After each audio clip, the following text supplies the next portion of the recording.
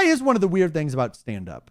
I'm jealous of all these other writing, creative art forms where you can fail in private and no one ever has to know. You can write a bad song and realize it's a bad song and no one ever has to, a poem, a painting, you can figure out it's crappy in private. You don't know if a joke is funny or not until you perform it in public. I have to fail in public, in front of my mom's friends. I'm at this weird place right now where I'm actually doing the thing that I've always wanted to do, and it's kind of freaking me out. It always felt like it was going to be so much further away, or maybe never actually happened, because it wasn't like I was very good at explaining this dream. And so like, how is that ever going to actually happen? Like, I've been doing stand-up for almost 20 years. I don't like saying that. It's 17 years. That's how close to 20 it is. I did the math right before I recorded this video, and I don't like that. I like saying over a decade. That sounds like a long time, but also I could still be young. But nope, I've been doing stand-up for almost 20 years, 17 years. I'm in my 30s and I do stand-up comedy. When I first started doing stand-up, all I cared about was getting laughs. That's all that mattered to me, mostly because I wasn't good at it. And most people aren't. When you first start doing stand-up, like, you're going to bomb for a while before you figure out how you're funny on stage. And for some people, it takes a year or 2 years. For me, it took probably close to 4 years of me being just very scared and awkward and uncomfortable on stage and not having any idea what I was doing. And then I'm probably like 4 years in is the first time that I actually felt like I was starting to be myself on stage. And then the goal became something bigger. It wasn't even a goal. That's not a way to put it, because again, it just felt like it was so far away.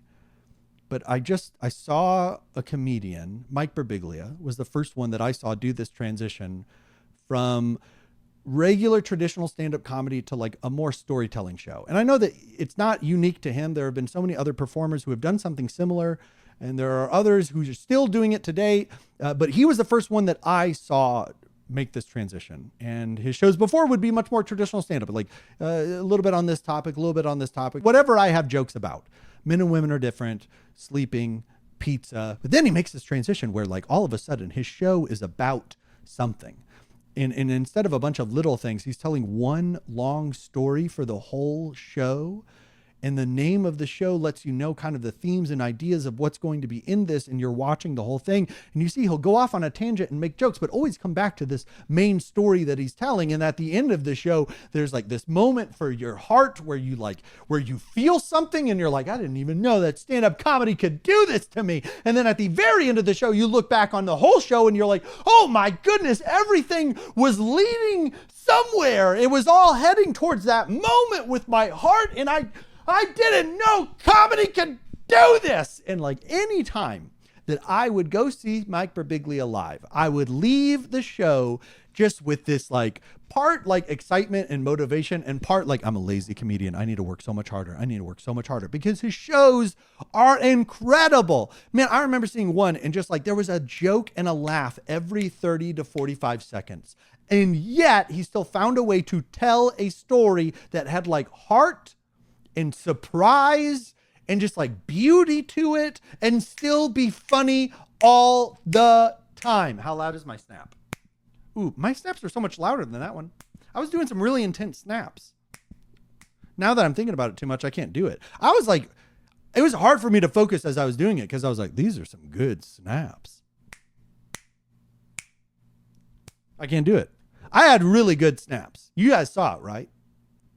So I wanted my comedy to look like that. And it would be so hard for me to try to explain that to people. And I would just be like, it'd be like one big thing and it's all leading to somewhere in your heart, but it's funny. And it would be like, I need to just do it. I need to stop telling people about it, but do it. But then like, I didn't know, it wasn't like I felt like I had the material for it. Every once in a while, I would like scan all the stories that I tell, all the jokes that I have, just like, is there anything here? Can I start to build a storytelling show? Is there an idea or can I make any sort of connections? And for the longest time, no. But then a couple of years ago, something happened completely separate from the stand-up that I was doing. I was given the opportunity to do a presentation on the life and importance of Mr. Rogers. Well, I was given the opportunity to give a presentation on someone, and I got to pick who it was. And it was an immediately obvious choice that I would pick Mr. Rogers. I love Mr. Rogers. I love stories about Mr. Rogers. I love hearing them. I love telling them. I love watching someone listen and react to a Mr. Rogers story. I love what happens in the room, how you can just feel a room get filled with so much like love and joy when you tell Mr. Rogers stories. Every single one of them is just an example of somebody going above and beyond what is expected to love their neighbor. Like we can have certain expectations of what it means to love your neighbor, and it only goes like this far, but like every single time he challenges our expectations and takes it so much further than anybody else would. But preparing for that presentation was so much fun, getting to work on these stories and figure out how do they fit together? How can I weave them in and out of each other? And the presentation went really well, to the point where I got to do it a couple of more times in a few different places. And every time that I would do it, I would end up talking a little bit more and more about my own stories. Because that's what happens when I hear or tell Mr. Rogers stories. I start thinking about my own and how they are nothing like Mr. Rogers. His stories are about the most beautiful and loving kindness, and my stories are about trying not to fart in a library. Like that's where I'm at compared to where he's at. But as I kept doing this presentation, I started talking about myself more and more, and there just came a point where I was like, oh, wait a second. What if this is something?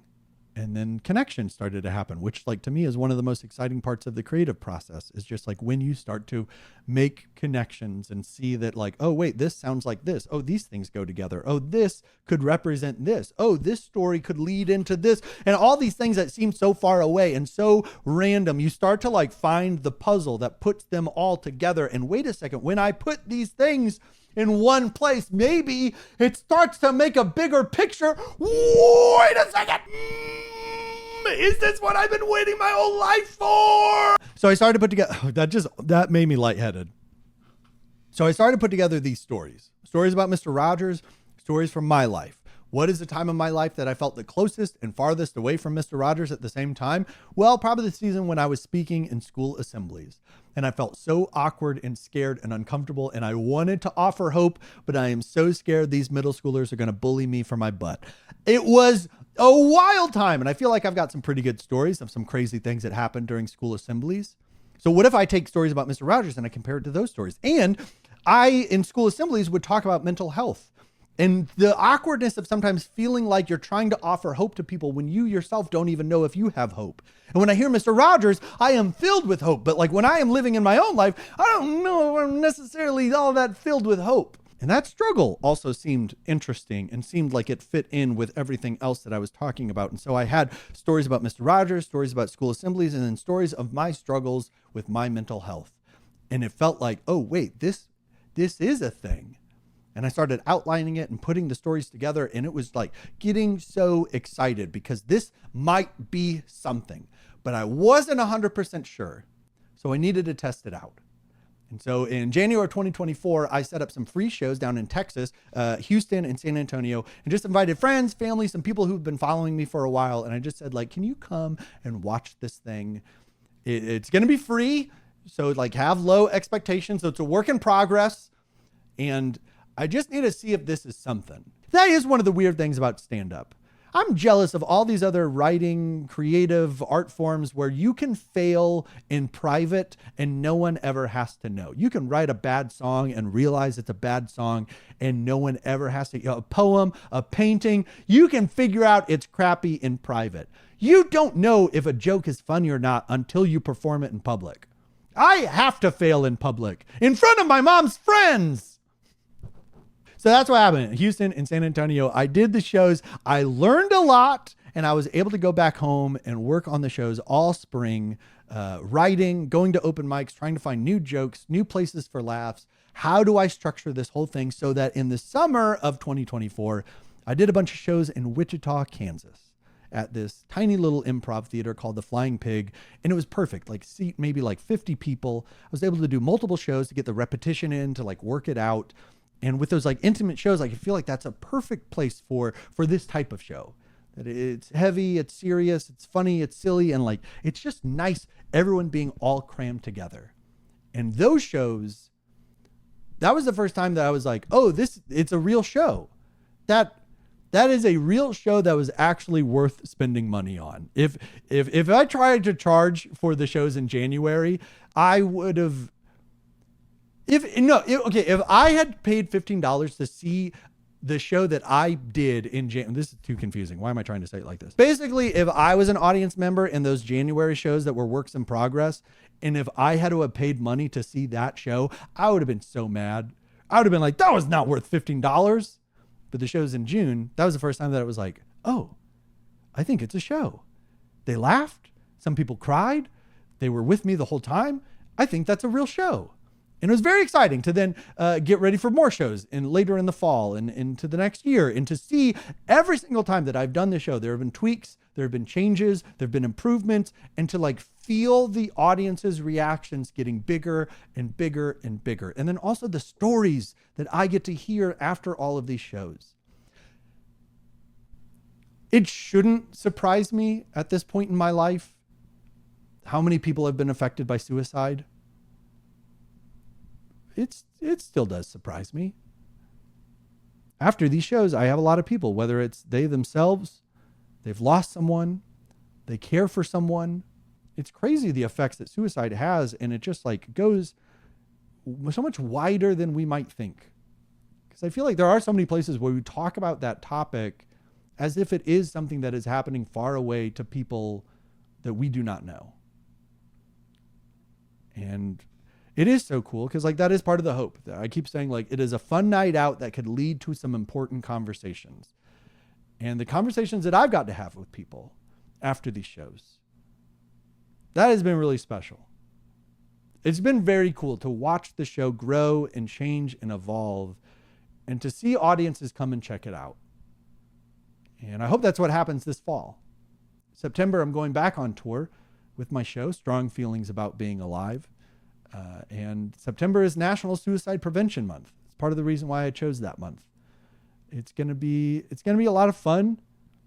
It's going to be also emotionally exhausting for me. I feel like I'm going to have to be very careful and protect myself and take care of myself, because that first week I have stuff every single night of September. I'm going to be in Clay Center, Kansas, Wichita, Kansas, Tyler, Texas, Houston, Texas, San Antonio. That's where I'm going to be in September. I got more dates later in the year, but September is fine for right now. It's been really cool to see what the show has become, to see audiences experience it. And it feels weird that if I could get a time machine and get 18-year-old Taylor to come see my show right now, I think I could be like, hey, look, this is the thing that you've been talking about. This is the thing that you've wanted to do. And it's weird. It's good. It's a good weird. It's not a bad weird. It's not like I'm like, I can't have good things happen to me. I should only have bad things happen to me all the time. I'm not there right now. It's good, and I just want to celebrate it. And I also really would love for you to come and check out the show. If you're anywhere near one of these performances, please come see the show. It'll be a good time.